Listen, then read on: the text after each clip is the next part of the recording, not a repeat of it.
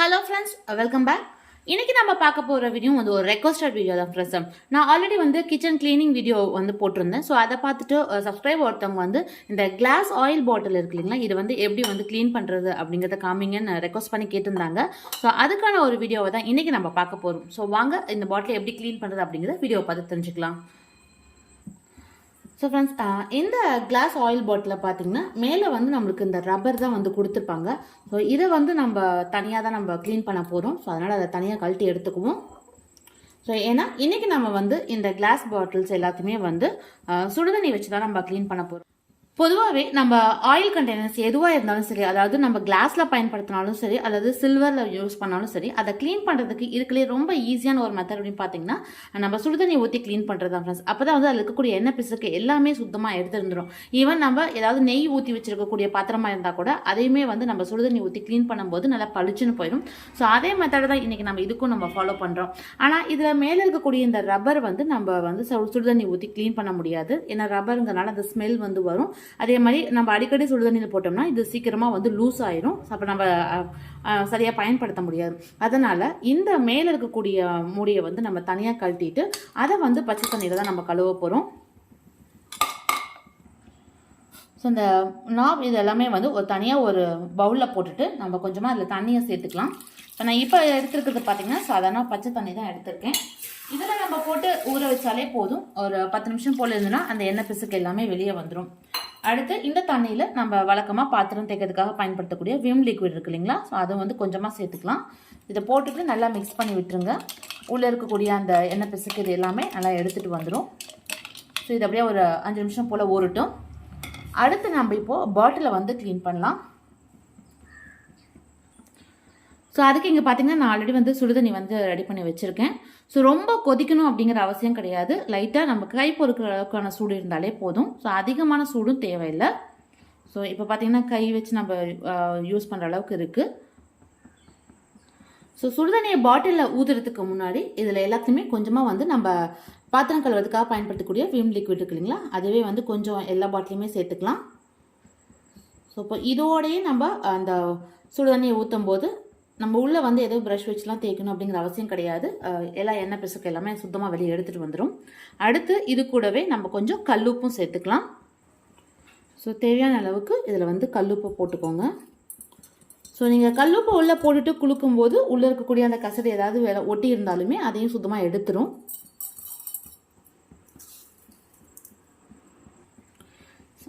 இப்போ நம்ம இந்த பாட்டிலில் நம்ம ஆல்ரெடி சூடு பண்ணி வச்சுருக்க அந்த தண்ணியை வந்து உள்ளே ஊற்றி வச்சிடலாம்.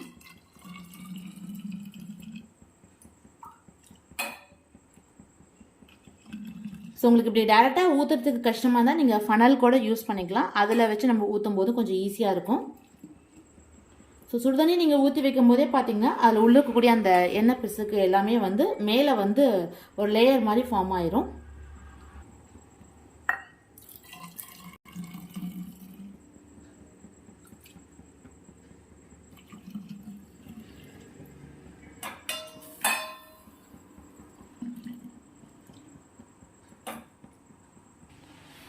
ஸோ இப்போ பாட்டில் எல்லாமே தண்ணியை வந்து நம்ம ஃபில் பண்ணியாச்சு. தண்ணியை ஊற்றும் போதே உங்களுக்கு மேலே பார்த்தாலே தெரியும் அதில் இருக்கக்கூடிய அந்த எண்ணெய் பிசுக்கு இந்த ஓரத்தில் இருக்கிறது எல்லாமே மேலே வந்து லேயர் மாதிரி ஃபார்ம் ஆகிருக்கு. ஸோ இப்போ இது வந்து எனக்கு வந்து எண்ணெய் பிசுக்கு கரையெல்லாம் கம்மியாக இருக்கனால உங்களுக்கு ரொம்ப லைட்டாக தான் தெரியுது. இதுவே ரொம்ப நாள் நீங்கள் ஒரு வேளை வாஷ் பண்ணாமல் இருந்தீங்கன்னா அந்த எண்ணெய் பிசுக்கு எல்லாமே நல்லா அதிகமாகவே வரும். நீங்கள் தண்ணியை மட்டும் ஊற்றினாலே போதும், அந்த சூட்டுக்கே வந்து உள்ளே இருக்கக்கூடிய எண்ணெய் பிசுக்கு எல்லாமே மேலே வந்து நின்றோம். நம்ம சும்மா அலசிட்டு மேலேயும் லிக்விட் போட்டு தேய்ச்சா மட்டும் போதும்.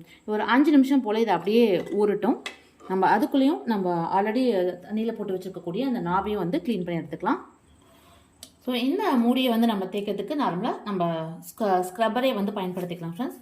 ஸோ இந்த மேலே இருக்கக்கூடிய இந்த இடத்துங்களாம் பார்த்திங்கன்னா உங்களுக்கு அந்த எண்ணெயோட அந்த பிசுக்கு வந்து இருக்கும். ஸோ அதை வந்து லைட்டாக ஸ்க்ரப்பர் வச்சு தேய்ச்சாலே போதும், அதுலேயே போயிடும் உங்களுக்கு.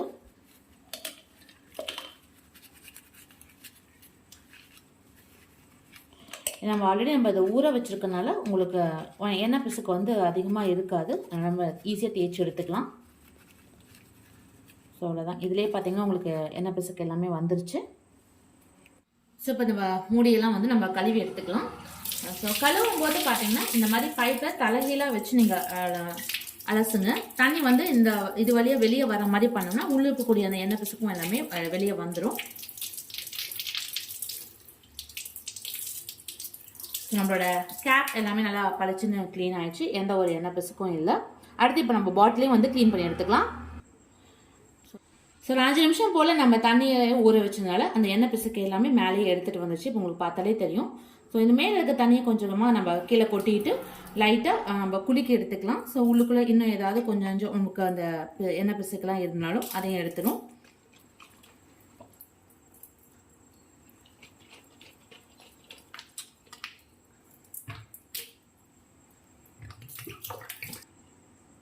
ஸோ உள்ளே இருக்க தண்ணி கொட்டியாச்சு. இப்போ பார்த்தீங்கன்னா பாட்டிலில் உள்ளே இருந்த எல்லா எண்ணெய் பிசுக்குமே வந்து வெளியே வந்துருச்சு ஃப்ரெண்ட்ஸ்.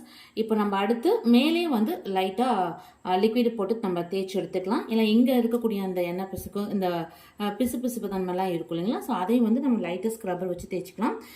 பாட்டிலுக்கு எப்பயுமே வந்து சாஃப்ட் ஸ்பாஞ்சே வந்து யூஸ் பண்ணுங்கள். ஸோ அப்போ ஸ்க்ராச்சஸும் எதுவும் விழாமல் இருக்கும். ஸோ நான் சாஃப்ட் ஸ்பாஞ்ச் தான் எடுத்திருக்கேன். ஸோ அதை வச்சு நம்ம மேலேயும் வந்து தேய்ச்சி எடுத்துக்கலாம். பாட்டிலில் தேய்க்கும் போது கொஞ்சம் கேர்ஃபுல்லாக ஹேண்டில் பண்ணுங்கள். சம்டைம்ஸ் கைக்கு நழுவி கீழே விழுறதுக்கு வாய்ப்பு இருக்குது. அதனால் நல்ல கையில் இறுக்கமாக பிடிச்சிட்டு நீங்கள் தேய்ச்சிக்கோங்க.